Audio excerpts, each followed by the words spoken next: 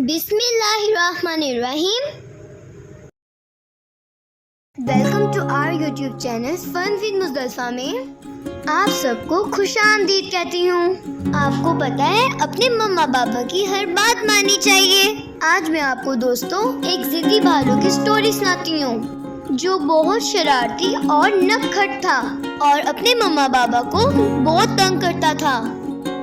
जिद्दी भालू की सजा। और चले आए दोस्तों, अब मैं आपको इस जिद्दी भालू की स्टोरी सुनाती हूँ। एक वक्त की बात है, एक नन्हा मुन्ना सा भालू अपने वालिदैन के साथ रहता था। उस भालू का नाम बंटी था। बंटी बड़ा शरारती, बड़ा ही नटखट बच्चा था। वो हर वक्त शरारती किया करता था और अपने माँ बाप को खूब सताता। इसके मम्मा पापा उसे अक्सर समझाते कि प्यारे बेटे, हर वक्त शरारती करना अच्छी बात नहीं। मगर बंटी के कान पर जूं भी नहीं रेंगती। कभी कभार उसके बाबा गुस्से में आ जाते और उसे खूब डांटते भी थे। उस वक्त बंटी दुबक कर छुप जाता और कुछ देर के लिए शरारतें बंद कर देता। मगर जो ही उसकी पापा की तवज्जो किसी और तरफ होती, वो फिर से शरारतों में लग जाता। वो ये बात जानता था कि शरारती करना अच्छी बात नहीं और मम्मा पापा को सताना भी नहीं चाहिए। मगर जब उसे कोई चीज दिखाई देती तो वो ये सब भूल जाता और मौके का भरपूर फायदा उठाता। क्योंकि बंटी अपने माँ बाप का अकलौता बेटा था और लाडला भी था, इसलिए मम्मा पापा इससे बहुत मोहब्बत से पेश आते और इसकी शरारतों को अक्सर नजरअंदाज कर दिया करते। उसके बाबा जब काम के सिलसिले में दफ्तर चले जाते तो बंटी घर में अकेला रह जाता। उसे अभी स्कूल में दाखिल नहीं करवाया गया था। वो अपने खिलौनों से खूब खेलता। शरारती होने के बावजूद उसके सारे खिलौने बिल्कुल सही सलामत थे। एक खिलौना भी टूटा हुआ नहीं था। सारे के सारे खिलौने बिल्कुल सही हालत में थे। जब इसकी मम्मा को घर का सामान लेने के लिए बाहर जाना पड़ता तो वो उसे अपने साथ ले जाती। इसकी मम्मा खरीदारी करती रहती। वो रंग बिरंगी चीजें देख के खुश होता रहता। अक्सर वो अपनी मम्मा से सामान का थैला ले लेता कि वो उठाने में उनकी मदद करेगा। मगर सामान भारी होता था। कुछ ही पल बाद वो उस सामान का थैला अपनी मम्मा की तरफ वापस भरा देता। उस दिन तो उसकी खूब मौज होती। जब उसकी मम्मा खरीदारी के लिए किसी बड़े स्टोर में जाती, वहाँ सामान रखने के लिए भरी ट्रालियाँ मिलती थी। उसकी मम्मा सामान के लिए एक ट्राली खींच लेती तो वो इसे खूब धकेलता और खुश होता। इसकी मम्मा जरूरत की चीजें निकाल कर ट्राली में रखती और वो ट्राली की चारों तरफ खेलता रहता। वो कभी ट्राली की ऊपर चढ़ने की कोशिश करता तो कभी उसके दस्ते से लटक के झूले लेता। एक दिन की बात है, वो अपनी मम्मा के साथ स्टोर में पहुंचा। इसकी मम्मा ने सबसे पहले आलू का पैकेट ट्रॉली में डाला, फिर चंद डब्बे उठा के ट्रॉली में रख दिए। बंटी इन डब्बों को गौर से देखने लगा क्योंकि वो बहुत खूबसूरत और रंग बिरंगे थे। इनमें क्या था ये तो उसे मालूम नहीं था। कुछ देर के बाद इसकी मम्मा ने एक छोटा सा खूबसूरत मर्तबान ट्रॉली में डाला। उसमें सुनहरी रंग की कोई चीज चमक रही थी। बंटी को वो मर्तबान बहुत ज्यादा प्यारा लगा। उसने हाथ बढ़ाकर वो मर्तबान उठाना चाहा, मगर मम्मा ने मना कर दिया। इसकी मम्मा ने इसके लिए मकई के दाने लिए, जिन्हें जब भुना जाता है तो वो फूल कर बड़े हो जाते थे। इसकी मम्मा ने दूसरी चीजें भी खरीदी, मगर बंटी का दिल तो उस मर्तबान से चिमक कर रह गया था। उसमें जो भी चीज थी वो बहुत दिलकश और उम्दा थी।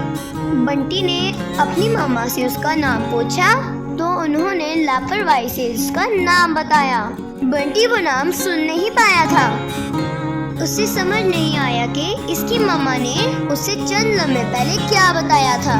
उसने दोबारा नाम पूछने की कोशिश की, मगर मम्मा खरीदारी में बहुत मसरूफ थी, इसलिए उन्होंने कोई जवाब नहीं दिया। वो अपनी मम्मा के साथ स्टोर से बाहर निकला। इसकी मम्मा ने ट्राली से सामान निकाला और गाड़ी में रखा। बंटी अपनी मम्मा के साथ घर वापस आ गया। दोपहर ढल रही थी। इसकी मम्मा ने घर वापस आकर जल्दी जल्दी एप्रन पहना और खाना बनाने में मसरूफ हो गई। थोड़ी देर बाद उसके बाबा भी दफ्तर से वापस आ गए। उसकी मम्मा ने रंग बिरंगे डब्बों में से उबले हुए मटर निकाले और उन्हें घी में डाल के भून दिया। मटर बनकर कुरकुरे हो गए। घर में बड़ी मजेदार महक फैली हुई थी। खाने की खुशबू से बंटी के पेट में चूहे नाचने लगे। उसका बड़ा दिल चाहा कि वो जल्दी जल्दी खाना खा ले, मगर उसकी मम्मा अभी खाना पका रही थी। उसने अपने बाबा के साथ हाथ धोए और कुर्सी पे जमकर बैठ गया। जो ही उसकी मम्मा ने मटर की प्लेट उसकी तरफ बढ़ाई तो उसे याद आ गया कि मर्तबान में मौजूद चीज का जायका इस महक से अच्छा हो सकता है। इसने मुंह घुसूड़ लिया और खाने से इनकार कर दिया। बंटी के बाबा को हैरत हुई कि बंटी खाना क्यों नहीं खा रहा है। उसने उसके पास आकर उससे प्यार से पुचकारा कि कहीं उसे बुखार तो नहीं हो गया। बंटी तो मर्तबान की चीज खाने का इरादा किए हुए था। इसकी मम्मा भी चूल्हे से हटके इसके करीब आ गई और उसको प्यार से मनाने लगी। वो दोनों कोशिश कर रहे थे कि बंटी मटर खा ले ताकि उसका पेट भर जाए, मगर बंटी के दिमाग पर तो सिर्फ मर्तबान की धुन ही सवार थी। वो चूंकि इसका नाम नहीं जानता था, इसलिए वो साफ कह भी नहीं सकता था कि इसे वो चाहिए। उसने सोचा अगर वो यूं ही जिद करेगा तो उसके मम्मा पापा उस मर्तबान की सुनहरी चीज उसके हवाले कर देंगे। चंद मिनट गुजर गए तो बंटी ने जिद नहीं छोड़ी तो इसके बाबा ने फ्रिज में से ताज़ा टमाटर निकाला और इसकी काशी बनाकर इसे खाने के लिए दी। टमाटर बड़े मजेदार होते थे, ये बात बंटी जानता था। उसका बड़ा दिल चाहा कि वो टमाटर खा ले, मगर मर्तबान का ख्याल आते ही उसने दोबारा ऊ करना शुरू कर दिया। उसके बाबा ने बड़ी कोशिश की कि बंटी टमाटर खा ले, लेकिन बंटी तस से मस ना हुआ। फिर उसके बाबा ने एक भरा सा सेब उसकी तरफ भराया। बाबा ने प्यार से पूछा तो उसने ऊ करके उस तरफ मुंह फेर लिया। सेब को देखकर बंटी के मुंह में पानी भर आया था, मगर उसने मर्तबान की तरफ देखा जो सामने मेज पर रखा हुआ था और उसमें सुनहरी चीज चमकती हुई दिखाई दे रही थी और उसने सर हिलाकर सेब भी खाने से इनकार कर दिया। फिर उसकी मम्मा ने बंटी को मक्खन लगा पनीर खिलाने की कोशिश की। मक्खन लगा पनीर देखकर बंटी का सांस लेना मुश्किल हो गया। रोज रोज मक्खन लगा पनीर खाने को नहीं मिलता था। ये बहुत अच्छा मौका था, मगर उसकी निगाह एक बार फिर मर्तबान पर पड़ी। उसने पनीर खाने से भी इनकार कर दिया। उसके मम्मा पापा परेशान हो गए कि बंटी को बैठे बैठाए क्या हो गया है। इतनी सारी चीजें देखकर भी उसे भूख क्यों नहीं लग रही। बंटी ने जब देखा कोई मर्तबान की तरफ तवज्जो नहीं दे रहा तो उसने ऊंची ऊंची आवाज में रोना शुरू कर दिया। इसकी मम्मा पापा बहुत ज्यादा परेशान हो गए।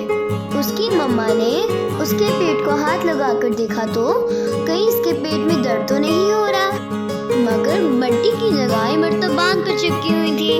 अचानक इसके बाबा को पता चल गया। इसके बाबा ने मुड़कर मेज की तरफ देखा। वहाँ पर हुआ छोटा सा मर्तबान उनकी निगाहों में आ गया। वो फौरन समझ गए कि आखिर असल मामला क्या है। उन्होंने मर्तबान उठाया और उठा के बंटी के आगे रख दिया। बंटी एकदम रोना भूल गया और मर्तबान को पकड़ लिया। ये देखकर उसके बाबा हंस पड़े। इसकी मम्मा भी ये देख के समझ गई कि बंटी को कोई तकलीफ नहीं हो रही थी, वो तो बस शहद खाना चाहता था। उसके बाबा ने बंटी को बताया कि इस मर्तबान में शहद है और शहद ज्यादा मिकदार में नहीं खाते, स्लाइस पर थोड़ा सा लगा कर खा लो। बंटी ने जल्दी से मर्तबान को अपने बाजू में छुपा लिया। इतनी देर के बाद उसे शहद का मर्तबान मिला था और उसमें से थोड़ा सा खाना बहुत मुश्किल था। शहद की भीनी भीनी सी खुशबू बहुत मशहूर कुन थी। बंटी ने थोड़ा सा शहद चख कर देखा तो शहद बहुत मजेदार और खुश जायका था। फिर क्या था, बंटी तो सारा का सारा शहद खाने की जिद करने लग पड़ा। मम्मा पापा ने उसे समझाया कि ज्यादा शहद खाने से पेट खराब हो जाता है, मगर बंटी तो बहुत जिद्दी साबित हुआ। मम्मा पापा ने थक खाकर शहद का चमचा उसके हाथ में दे दिया कि जितना दिल चाहे खा लो। बंटी तो ऐसा शुरू हुआ, आधे से ज्यादा शहद खा गया। शहद बड़ा मजेदार था, टमाटर से ज्यादा, सेब से ज्यादा, मक्खन लगे पनीर से ज्यादा। जब उसका दिल भर गया तो उसने शहद का मर्तबान वापस लौटा दिया। बाकी दिन उसने खूब मस्ती में गुजारा। उसे खेलते खेलते दोपहर से शाम हो गई थी, रात हो चुकी थी। बंटी अपने कमरे में सोने के लिए गया। उसके पेट में मरोड़ उठने लगे और उसे पेट में शदीद दर्द होने लग गया। वो जल्दी से बैतुल खुला की तरफ भागा। वो ही हुआ जिसकी तरफ उसके बाबा ने इशारा किया था। बंटी को दस्त लग गए थे। इसकी मम्मा को ये जब पता चला तो उन्होंने बंटी को बाबा के साथ डॉक्टर के पास भेज दिया। डॉक्टर ने बंटी को टीका लगाया, साथ में बहुत कड़वी दवा दी। जब घर लौटकर बंटी ने वो दवा खाई तो उसका मुंह कड़वा हो गया। वो काफी देर तक खी खी करता रहा। रात को फिर उसे 2 बार बैतुल खुला जाना पड़ा। जब अगली सुबह हुई तो उसके दस्तों में अफाका हो गया था, मगर उसे फिर से दवा खानी पड़ी जो भरी कड़वी और बद जायका थी। पहले शहद का मीठा जायका, फिर दवाई का कड़वा जायका। इसकी मम्मा ने शहद का मर्तबान इसकी तरफ भराया ताकि वो मजीद शहद खा ले, मगर बंटी को नसीहत मिल चुकी थी कि जो चीज ज्यादा मिकदार में होती है वो ज्यादा खाना मुसीबत की जड़ है। इसने शहद खाने से इनकार कर दिया। इसकी मम्मा ने एक स्लाइस पर शहद लगा कर दिया और बताया कि ऐसे शहद खाने से कुछ नहीं होता। बंटी ने वो डरते डरते स्लाइस ले लिया। बंटी वो स्लाइस खाने लगा। उसके बाबा ने समझाया कि ज्यादा शहद खाने से यही होता है। तो दोस्तों, अगर वो अपने मम्मा बाबा की बात मान लेता और ज्यादा शहद ना खाता तो उसे ना तो कड़वी दवाई खानी पड़ती, ना ही उसे इंजेक्शन लगवाना पड़ता और ना ही उसके पेट में तेज दर्द होता। देखा बच्चों, अगर मम्मा पापा किसी चीज खाने से मना करें तो रुक जाना चाहिए, ना मानने और जिद करके चीज हासिल करने की सूरत में हमेशा बुरा नतीजा भुगतना पड़ता है। कैसी लगी ये मेरी आपको आज की स्टोरी? कमेंट में जरूर बताइएगा।